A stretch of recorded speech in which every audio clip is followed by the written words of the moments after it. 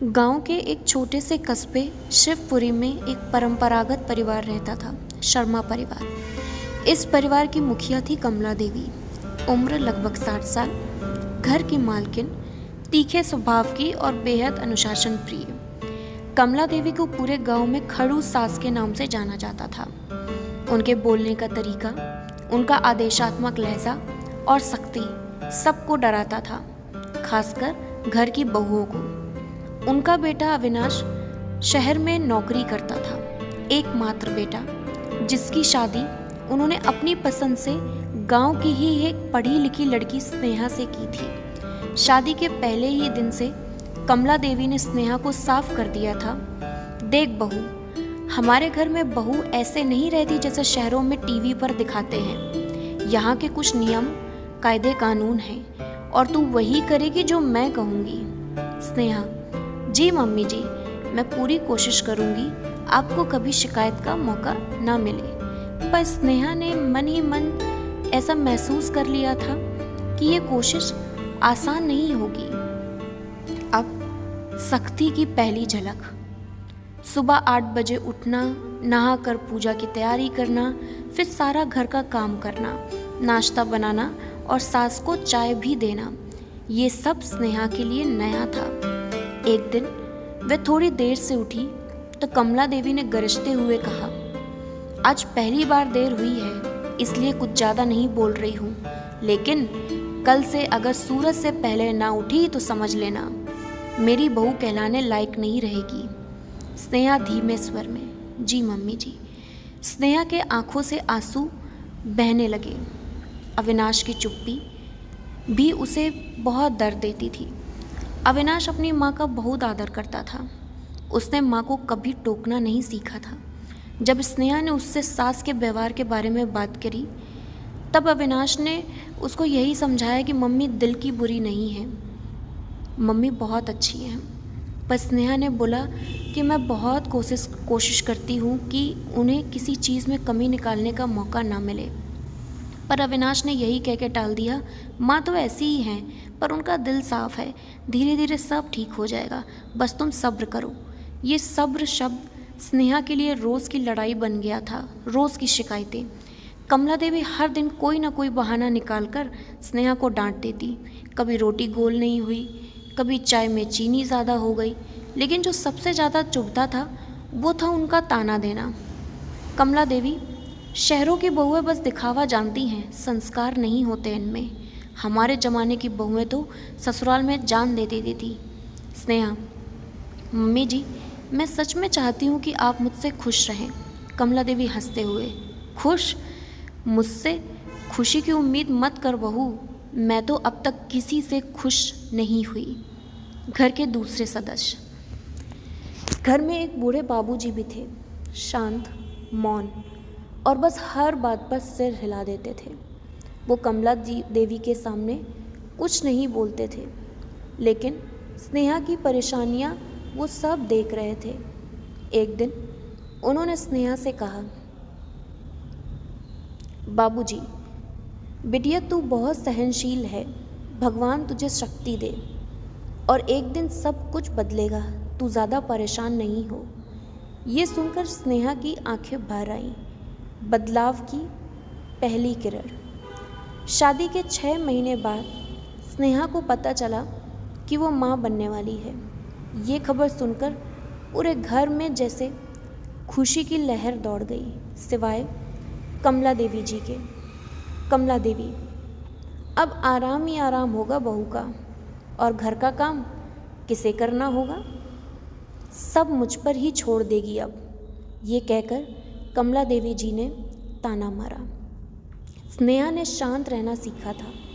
उसने अपने आंसू भीतर ही छुपा लिए। उसका मन अजीब सा हो रहा था, पर जब वो कुछ कह ही नहीं सकती थी तो वो वहाँ से चली गई। पर धीरे धीरे उसकी तबीयत यही सब देखते देखते, यही सब सहते सहते बिगड़ने लगी। डॉक्टर ने आराम की सलाह दी। तब बाबूजी और अविनाश ने एक घरेलू सहायक रखने की कमला देवी जी से बात की। कमला देवी को यह बात जरा भी पसंद नहीं आई। कमला देवी: हमने तो 3 बच्चे जने हैं, पाल के बड़ा किया है, किसी काम वाली की ज़रूरत नहीं पड़ी है। अविनाश: माँ, अब ज़माना बदल गया है। स्नेहा की तबीयत के लिए हमें समझदारी दिखानी पड़ेगी। स्नेहा अब माँ बनने वाली थी। शरीर कमज़ोर हो रहा था, लेकिन हिम्मत अभी भी जिंदा थी। जब कमला देवी हर रोज़ ताना देती, तब भी स्नेहा बिना बोले काम करती रहती। काम वाली तो उन्होंने लगवाई नहीं और ताने अब बढ़ते ही जा रहे थे। कमला देवी को लगता था कि बहू बहाना बना रही है, लेकिन एक दिन जब डॉक्टर की रिपोर्ट आई तो सबको पता चला कि स्नेहा को कमज़ोरी है और लो ब्लड प्रेशर की समस्या भी हो गई है। स्नेहा कोई बहाना नहीं कर रही थी, कोई काम से अपना जी चुराने की कोशिश भी नहीं कर रही थी। इसके बावजूद कमला देवी टस से मस नहीं हुई। कमला देवी डॉक्टर की रिपोर्ट देखकर: ये सब आजकल की औरतों की नौटंकी है। हमारे ज़माने में तो खेतों में लोग काम करते रहते थे, पूरा पूरा दिन काम करते थे, घर का भी काम करते थे, खेतों का भी काम करते थे और बच्चे भी पैदा हो जाते थे, बच्चे बड़े भी हो जाते थे, लेकिन पूरा काम हम उसी तरह करते थे। पर आजकल की बहुएं तो बीमारी का बहाना बना लेती हैं। जरा से कोई बात नहीं हुई, नाटक करना शुरू कर देती हैं। और आजकल के डॉक्टर भी पैसे वसूलने के लिए हज़ार तरह के बीमारियों को बोल देते हैं कि ये बीमारी है, वो बीमारी है। बाबूजी धीमे स्वर में: कमला, बहू बीमार है, थोड़ा तो रहम कर। कमला देवी: तुम चुप रहो, हमेशा की तरह। सहारा बनते हैं बाबूजी। अब धीरे धीरे स्नेहा के दर्द को घर में सिर्फ एक इंसान समझने लगा था, जो कि थे बाबूजी। वो हर सुबह उसके लिए गर्म पानी रख देते थे, डॉक्टरों के दवाइयों का टाइम याद दिलाते थे, और जब स्नेहा थक जाती थी तो खाना खुद परोस लेते थे। बाबूजी: बिटिया, भगवान बहुत बड़ा है, तू जैसी बहू बहुत कम होती हैं। स्नेहा की उनकी बातें सुनकर आंखें भर आईं और बोली: बाबूजी, मैं आपकी बहुत शुक्रगुजार हूँ। इस घर में जब मेरा किसी ने साथ नहीं दिया तो आपने एक पिता बन के मेरा साथ दिया। मैं आपका धन्यवाद करती हूँ। माँ बनना और फिर भी सास की नाराज़गी। 9 महीने बाद स्नेहा ने एक प्यारी सी बेटी को जन्म दिया। पूरा गांव बधाइयाँ देने आया, लेकिन कमला देवी को तो ना पोती की खुशी थी और ना बहू की तबीयत की चिंता। अब उनको तो एक और दर्द मिल गया। कमला देवी नाखुश होकर: लड़की हुई है। हाँ ठीक है, अगली बार लड़का हो तो बताना, लड़की में कैसी खुशियाँ मनाना, ये तो घर के लिए बोझ होती हैं। अविनाश गुस्से में: माँ, ये क्या बात कर रही हो? बेटी हो या बेटा, बच्चा तो बच्चा होता है ना। ये पहली बार था जब अविनाश ने अपनी माँ को ऊंची आवाज़ में कुछ कहा। कमला देवी का चेहरा सख्त हो गया, क्योंकि आज तक अविनाश ने उनके सामने नज़र तक नहीं उठाई थी, और आज उसने अपने तीखे स्वर से अपनी माँ का दिल छलनी कर दिया था। कमला ये चीज़ समझ चुकी थी कि घर में अब कुछ न कुछ बदलाव हो रहा है, क्योंकि बापूजी का रवैया भी बदल रहा था उसके प्रति, और आज तो अविनाश का भी रवैया बदला उसके प्रति। घर में एक नई भावना का जन्म हुआ।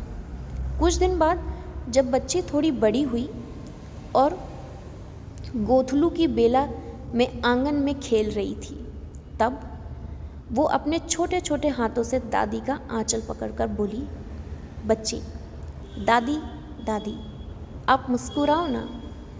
ये पहली बार था जब किसी ने कमला देवी से ऐसे मासूम अंदाज में बात की थी। उसके पत्थर जैसे दिल में कहीं हलचल हुई।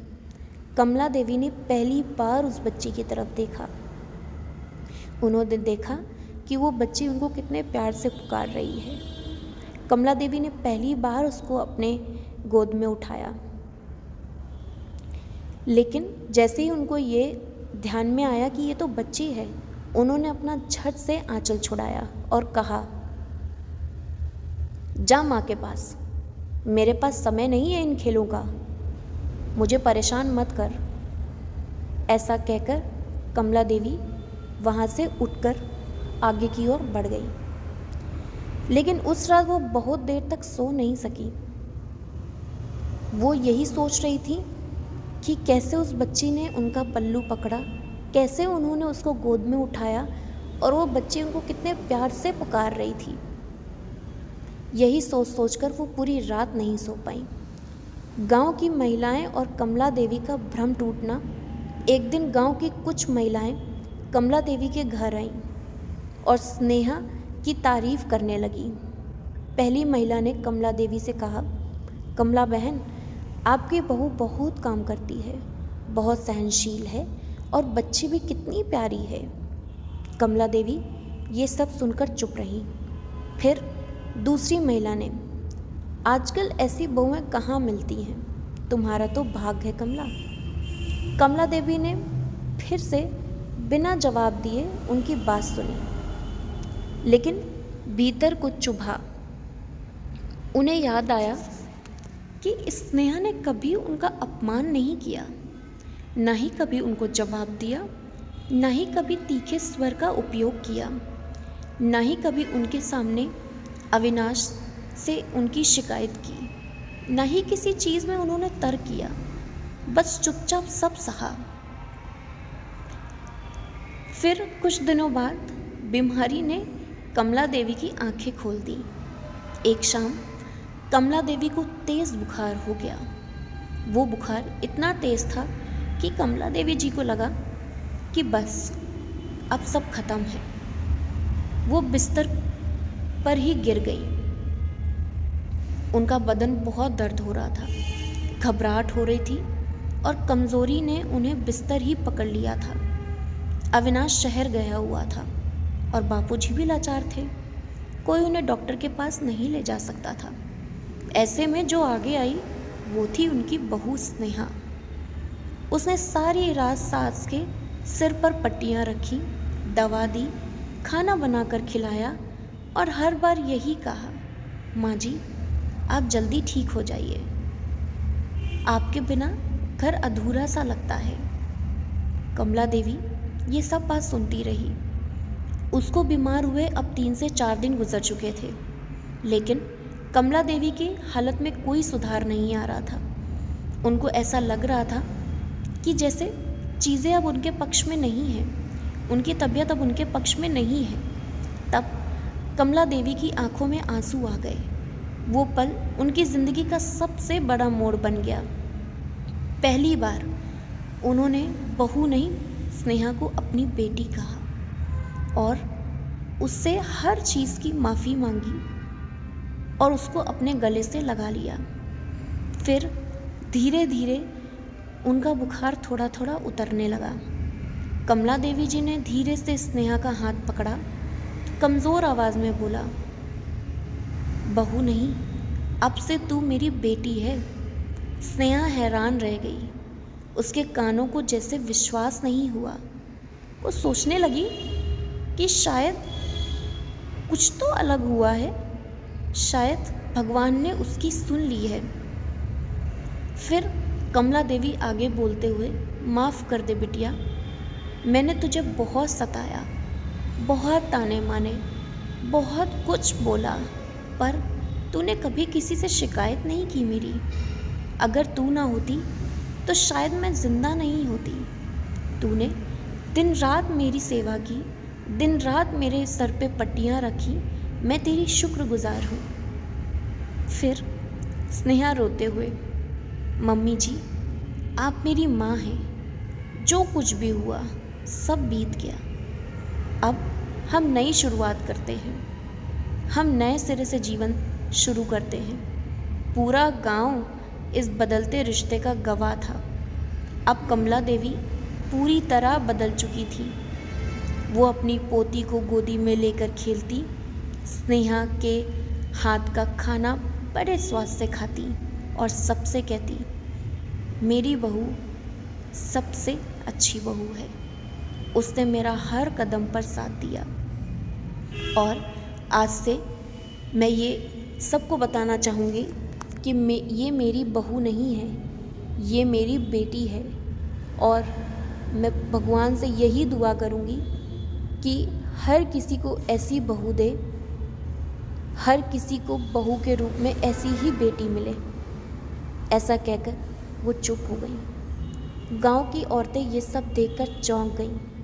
महिला ने कहा, अरे वाह कमला बहन, आज जुबान से ऐसे मीठे बोल, क्या चमत्कार हो गया है।